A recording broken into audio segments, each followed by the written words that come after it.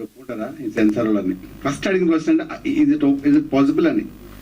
So first మా జంపన్న కథ చెప్పడం, అది చెప్పి ఇప్పుడు మాట్లాడే కదా స్పీచ్ చాలా చాలా కాన్ఫిడెంట్గా, అంతే కాన్ఫిడెంట్ సినిమా తీశారు.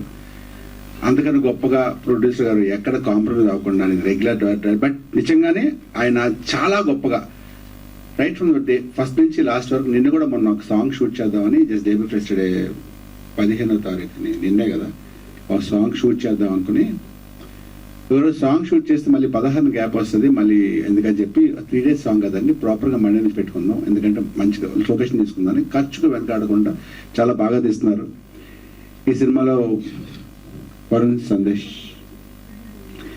అసలు ఇప్పుడు దాకా చూసిన లవర్ బాయ్ అసలు గుర్తు కూడా సినిమా చూస్తున్నారు. చాలా వండర్ఫుల్ పర్ఫార్మెన్స్. నేనే ఆయన పర్ఫార్మెన్స్ లో నేను ఏడ్చాను. ఈ మన జంపర్ కూడా తెలుసా, ఒకరోజు ఆయన పర్ఫార్మెన్స్ చూస్తూ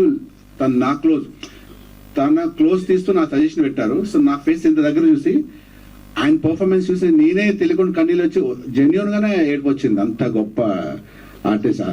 నేను నిజంగానే వరుణ్ సందేశ్ ఎక్స్పెక్ట్ చేయలేదు. ఇప్పుడు సరదాగా ఇలా తిరుగుతూ గర్ల్ లవ్ చేస్తాను అనుకున్నాను కానీ చాలా బాగా చేశారు. అండ్ గగన్ హ్యాన్సమ్ హీరో, అలాంటి ఉన్న భయం బట్ స్టిల్ తప్పదు, మాట్లాడు తప్పదు.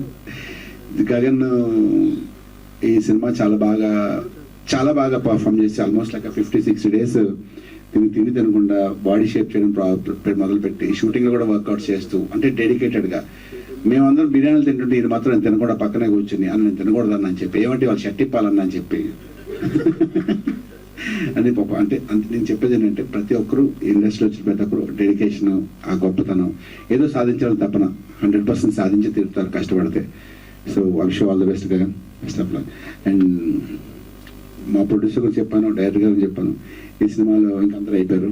నెక్స్ట్ రవి అయితే నెక్స్ట్ పింగ్ పాంగ్, అందులో ఒక మంచి క్యారెక్టర్ చేశాడా, అలా చేశారు. పృథ్వీ గారు చేస్తారు, నాగబాబు గారు చేస్తారు, హీరోయిన్ దివి గారు మంచి క్యారెక్టర్ చేస్తారు.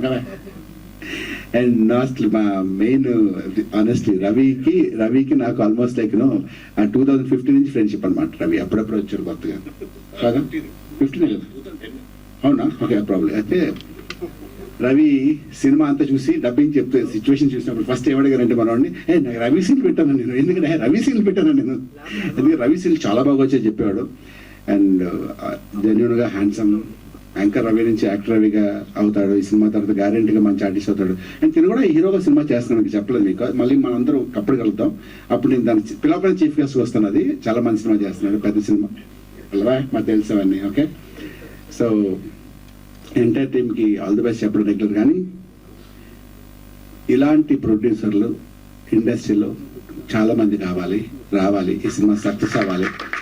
సక్సెస్ వచ్చి ఇప్పుడున్న పరిస్థితుల్లో ప్రతి ఒక్కరు బిజినెస్ గురించి ఆలోచిస్తున్నప్పుడు, థియేటర్కి ఆడియన్స్ వచ్చే పరిస్థితి లేకుండా ఉన్నప్పుడు, మీరు దయచేసి మీరు సినిమా చూసిన తర్వాత 1% నచ్చిన ప్రమోట్ చేయండి ప్లీజ్.